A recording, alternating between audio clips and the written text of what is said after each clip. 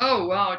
I mean, for a start, just sign up, pack light, travel light, and just take it one day at a time. Like, that's why you sign up for a supported tour. Like, start off with half days, and before you know it, the tour's over. Like, time flies when you're on these tours. So, yeah, I think the biggest advice I would give anyone is to pack light and travel light, and you will have an enjoyable journey.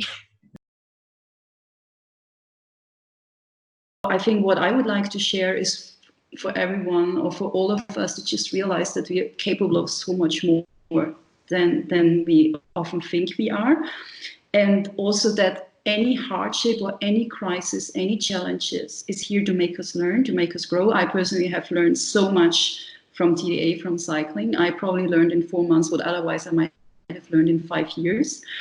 And it's really also these constant challenges that you have to overcome that then make you grow and make you learn. So I would say follow your heart and follow your dream, because if you don't do it, you will never find out. What's the worst that can happen to you? You cycle for 2 weeks, you realize it's too hard, but it's likely it's not going to happen. But what's the worst thing? And then at least you tried, right? So yeah. Just go easy, take it easy, but make sure that you're able to sit. It's not how many kilometers you cover, it's how many hours you can sit on your bike sit. It can take a lot longer to get in training for a long tour than if you're younger. And I think you probably have to do some training beyond just riding around the block 20 times to do it. Because what you really want to do is get in enough shape so that even on the longer days of the tour, you have a little bit of gas left in the tank. But part of it is because a lot of the pleasure of the tours is stumbling into things that add a few miles or kilometers to the tour. So like we were going across India, and Jean and I ran into some young women, and they were going to college. They were at an agricultural college. And so we rode with them out to the college, and it added 5 kilometers each direction to the tour. And having enough gas in the tank to be able to do that, at the end of the day, you'll feel a lot fresher.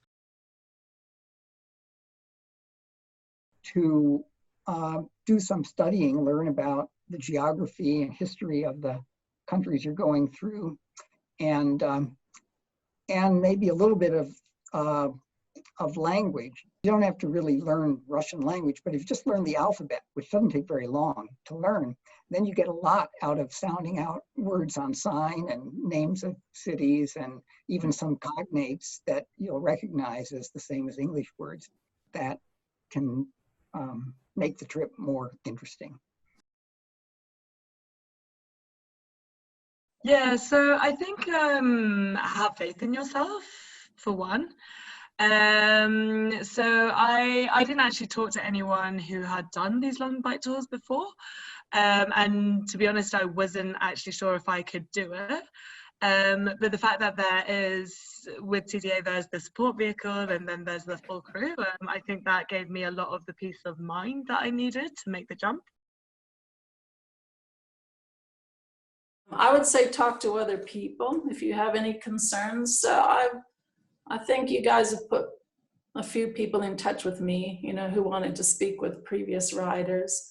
It's good advice. We always try to suggest that to people, and I'm always surprised that very few take us up on the offer to speak with a former participant. But I imagine that's very helpful just to get that firsthand information and not hearing it directly from us as the company, but hearing it from someone who's a cyclist on the trip. Exactly. Yeah. Well, this was some advice that I got from Cristiano and other people on the TDA staff, is to ride your own ride. Don't worry about keeping up with other people, and take time to, you know, enjoy the sights along the way. It's real easy to get caught up in, you know, going fast or far or this, but remember that you're really there for the experience, and you really want to take time to try to absorb it and process it.